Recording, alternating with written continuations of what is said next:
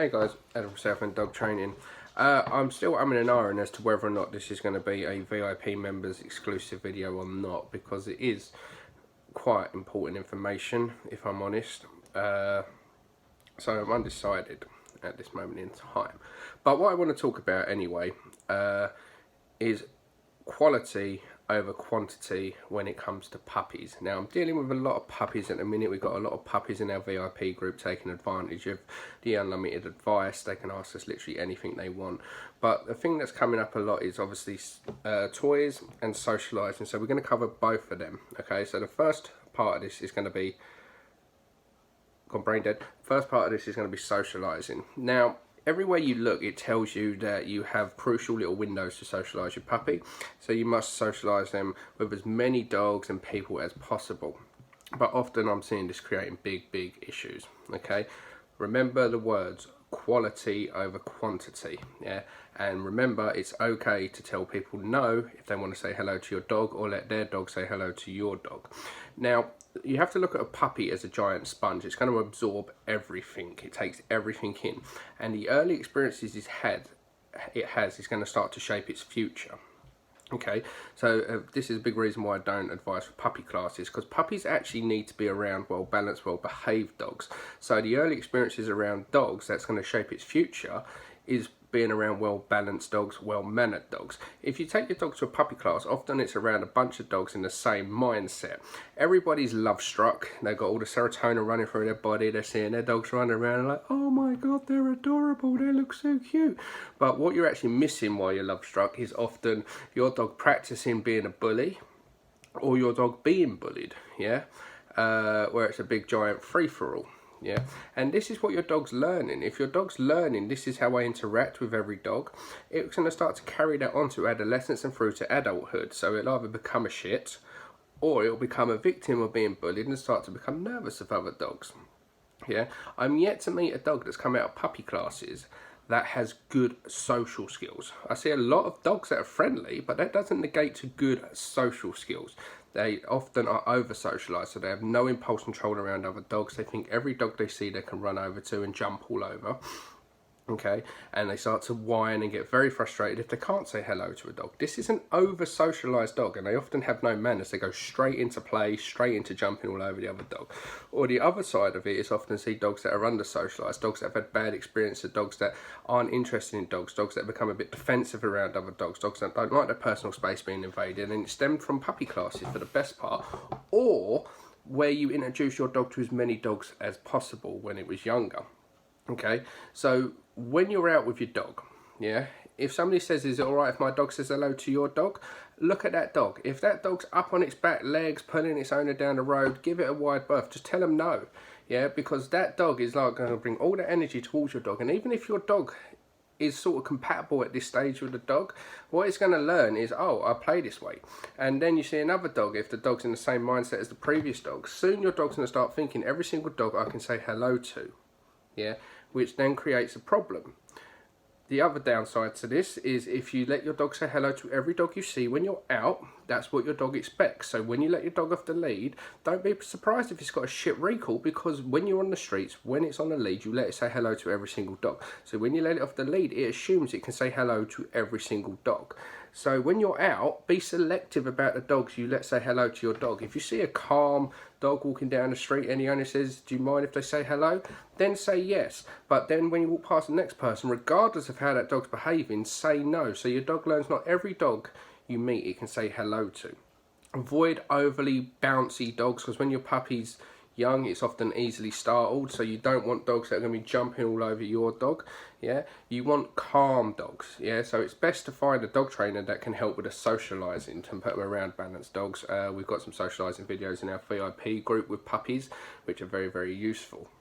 Yeah, but don't be in a rush to socialise your dog with absolutely everything, and it goes for people as well. I see a lot of dogs that are hand shy, a lot of dogs that are reserved with people, and again it stems from being a puppy when it's cute. You walk down the street with a puppy, everybody wants to come and say hello to you. Oh my God, that dog's adorable. It's okay to say no.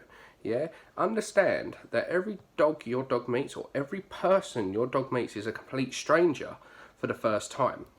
Yeah, So how would you like it if you was just walking down the street and out of nowhere someone would come running over to you, squealing, "Oh my God, I love you, you're adorable," yeah, and starts putting his hands all over you? You're going to want to tell them to back away. So if your dog's out on the street and you let every single person come over to you in that mindset and say hello to your dog's going to quickly become overwhelmed and start to become very reserved and shy of people. So quality over quantity. If somebody's nice and calm and they say, "Can I say hello to your dog?" say yes, absolutely. Yeah, and talk them through. Don't let them go over the top with your dog. Don't let them stroke the dog on top of the head. Yeah, if your dog's beginning to get a little bit excited, tell them to stop a second so you can control your dog and calm your dog down, and then let them continue. But then the next person you see, tell them no. Yeah, because you also want your dog to learn not every person I see I can say hello to, and not every person that's out is going to come and say hello to me. Yeah, so quality over quantity. Now, the second part of this is toys, because I get a lot of people go into the house, they've got shitloads of toys for their dog, and they tell me their dog gets bored very, very easily.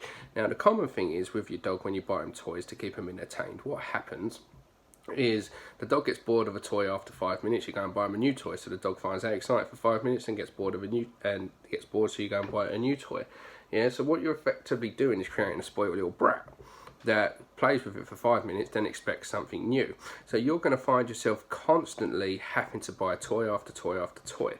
You only really need 2 or 3 decent toys for a puppy. Yeah, a ball you can throw, a tug toy, yeah, and like a decent bone that they can chew on. That's pretty much all you need for a puppy. Yeah, and what you do is you put these toys away. You don't let the puppy play with them by himself. Yeah, you always bring these toys out when you're going to do a training session or an engagement session with a puppy. Yeah, you bring the toys out. Yeah, and a couple of minutes before the dog would normally get bored, you put the toys away. So next time you play, you bring out the toy. It's still exciting. It's still relevant. Yeah, and you put them toys away before the puppy gets bored. But giving the dog too much choice creates a fussy dog. Yeah, and creates a heavy dent in your wallet. So yeah, decent toys, find the toys that your dog likes, but then remove them from the dog. Don't let the dog play with them whenever it feels like it. Bring it out and use it as an interactive barrier between you and the dog, and when you finish, put them toys away. Now, this should knacker the dog out. Then you can take it in the garden, let it go to the toilet, and then you can pop it in the crate for a little nap. Now, if you can't play with the dog and the dog's just mooching around and things like that, but you can't basically interact with the dog because you're cooking dinner or dealing with the children or something along them lines, then what I advise is a couple of decent brain training games for the dogs. You know, those puzzles that you can get where you can hide the treats and the dogs have got to figure it out. Use those sort of toys for when the dog is doing solitary activities, when you can't interact with the dog, because this will keep the dog mentally stimulated. Yeah, because the dog's on a search of food, it often keeps them motivated to continue to do it. And if you get a couple of them, when you can't interact with the dog, this keeps the dog occupied. Very, very useful. It's mentally stimulating the dog, and a lot of the time it's doing the job for you. Now, this is no substitute for interacting with the dog, but in the real world, sometimes we're dealing with children, sometimes we're cooking dinner. Yeah, so these come in handy when the dog, basically, you're not interacting with it. It gives the dog something to do at that moment in time. So this is when the brain training exercise games are very, very effective.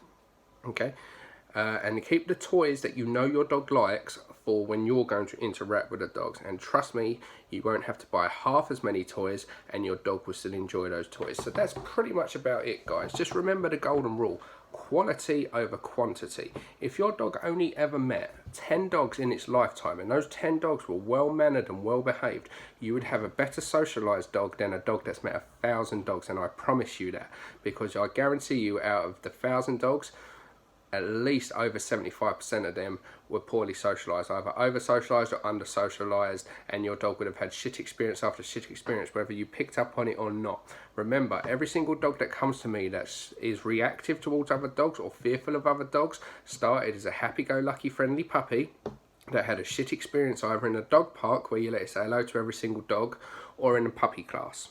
Yeah, so quality over quantity. I hope that video helps you guys, and if you're watching this, and you're wondering what the VIP area is, it's an option that you can do on our website, southenddogtraining.co.uk. You can click on it, you can become a VIP member.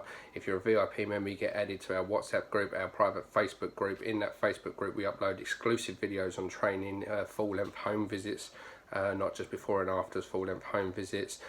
In that WhatsApp group, you get access to unlimited advice. You can ask us for as much advice on your dog as you need. And we also do a weekly Facebook Live where you guys can ask me anything you want, and you get 25% discount on all home visits no matter where you are in England. Okay, so have a good day, guys. That's all I wanted to say today. Take it easy.